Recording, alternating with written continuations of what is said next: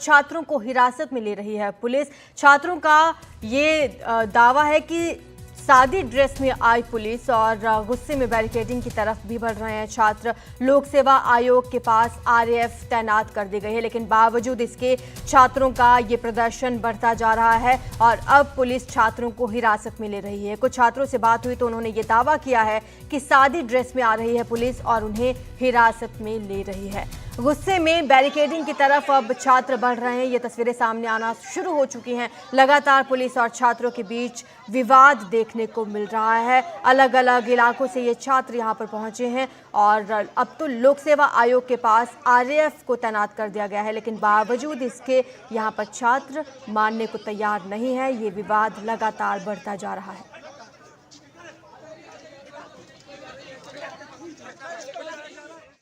छात्रों का यहाँ पे शांतिपूर्वक एक आंदोलन चल रहा है लोक सेवा आयोग के समक्ष। वहाँ पे कुछ 50-60 की संख्या में बच्चे बैठे हुए थे। उन्हीं के बीच में कुछ अराजक तत्व जो है आपराधिक प्रवृत्ति के अपने वहाँ पे उसमें घुसे और छात्रों से जो संवाद स्थापित कर रहा है शासन प्रशासन, उनको करने से रोक रहे थे, उनको भड़काने का भी कार्य कर रहे थे। उनको छात्रों को डिटेन किया गया है। किसी भी महिला छात्र, प्रतियोगी छात्रा को नहीं डिटेन किया गया है। ये एक भ्रामक तथ्य है जो फैलाया जा रहा है। हमारे यहाँ पे महिला फोर्स मौजूद है और सभी से शांतिपूर्वक वार्ता की जा रही है, लेकिन जो भी अराजक तत्व छात्रों के बीच में आके उनको बरगलाने का काम कर रहे हैं, उनके विरुद्ध में हम लोग नियमानुसार विधिक कार्रवाई लगातार कर रहे हैं। हमारे सहयोगी रणवीर सिंह हमें ज्यादा जानकारी देंगे। रणवीर, अब क्या स्थिति है वहां पर? कुछ छात्रों को हिरासत में लिया गया है, उसके बाद अब छात्र क्या कह रहे हैं? देखिए, छात्रों का कहना यह है कि वो शांतिपूर्वक चौथा दिन है आज प्रदर्शन कर रहे हैं और उन्हें प्रदर्शन करने दिया जाए क्योंकि उनकी जो मांग है वो सरकार से है। इस बीच पुलिस ये कोशिश कर रही है कि जो छात्र प्रदर्शन कर रहे हैं उसमें कोई अराजक तत्व ना आए। अब पुलिस का दावा ये है कि आज सुबह जब आयोग के बाहर जो छात्र बैठे हुए थे धरने पर, उनमें कुछ ऐसे छात्र थे जो कथित तौर पे छात्र थे, दरअसल वो अराजक तत्व थे। वो पुलिस का दावा ये है और ऐसे में पुलिस वहाँ पहुँची, सुबह उन्हें हिरासत में लेने की कोशिश की। कुछ पुलिसकर्मी वर्दी में थे और कुछ पुलिसकर्मी सादे कपड़े में थे और ऐसे में जो छात्रों की नाराज़गी थी कि सादी वर्दी में वहाँ जो पुलिस वाले थे वो क्यों पहुँचे। और दूसरा आरोप ये था कि वहाँ चूँकि लड़कियाँ भी बैठी हुई थी, ऐसे में महिला पुलिस नहीं थी, तो पुलिस ने 2-3 चीज़ों की सफाई दी। एक कि जिनको भी हिरासत में लिया गया है दरअसल वो अराजक तत्व थे। दूसरा, कोई भी ऐसी जो अभ्यर्थी जो महिला वहाँ प्रदर्शनकारी थी उसको हिरासत में नहीं लिया गया है। पुलिस का ये भी दावा है और पुलिस ये कह रही है कि छात्र जहाँ पर प्रदर्शन कर रहे हैं वो यूपीपीएससी का दफ्तर है और वो सड़क आम सड़क है जहाँ से लोग गुजरते हैं, इसलिए उस सड़क से छात्र हट जाएं और छात्र वहाँ से चले जाएं सिविल लाइंस में जो धरना स्थल है वहाँ पर।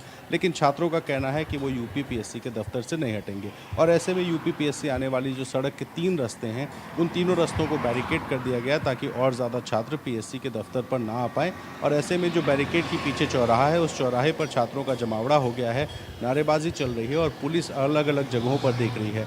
आज चूँकि प्रयागराज के लिए इसलिए भी बड़ा दिन है क्योंकि अखिलेश यादव फूलपुर में चुनाव प्रचार करने पहुंचने वाले हैं और अखिलेश यादव जब पहुंचे तो ऐसा ना हो कि अखिलेश यादव प्रदर्शन स्थल पर आने की कोशिश करें या समाजवादी पार्टी के जो लोग हैं वो इस भीड़ में शामिल हो जाएं, तो एक चुनौती पुलिस के लिए भी है और इसीलिए पुलिस ज़्यादा आज सुबह से सख्ती कर रही है और इस सख्ती को देखते हुए छात्र जो हैं वो नाराज़गी है उनकी पुलिस के खिलाफ वो नारेबाजी कर रहे हैं और सरकार से मांग कर रहे हैं। कल रात भी हमने देखा जिलाधिकारी पहुंचे थे, एक संवाद स्थापित किया गया जो कि छात्रों के किसी प्रतिनिधिमंडल से नहीं किया गया बल्कि जो छात्र जहां प्रदर्शन कर रहे हैं वहीं पर जिलाधिकारी आए, माइक लेकर छात्रों को समझाने की कोशिश की कि जो फैसला हुआ है वो छात्रों के हित में है, लेकिन छात्र उस पर मानने को तैयार नहीं। उनका कहना है 1 डे 1 शिफ्ट नो नॉर्मलाइजेशन और इसी मांग को लेकर सोमवार सुबह 11 बजे शुरू हुआ धरना आज चौथे दिन भी जारी है और सुबह से ही प्रयागराज में तनाव की स्थिति देखने को मिल रही है। रणवीर, प्रयागराज में आम लोगों के लिए कोई स्पेशल गाइडलाइंस जारी की गई हैं जो उस रास्ते से अक्सर गुजरते हैं जहां पर ये प्रदर्शन चल रहा है? देखिए, उन रास्तों को 3 रास्ते हैं। एक जो यूपीपीएससी के दफ्तर के सामने बगल से गुजर रहा है और एक सामने से आ रहा है, यानी रोड को कहें तो टी शेप में रोड को बंद किया गया है। तो जो भी लोग हैं वो अगल बगल की सड़कों से जा रहे हैं।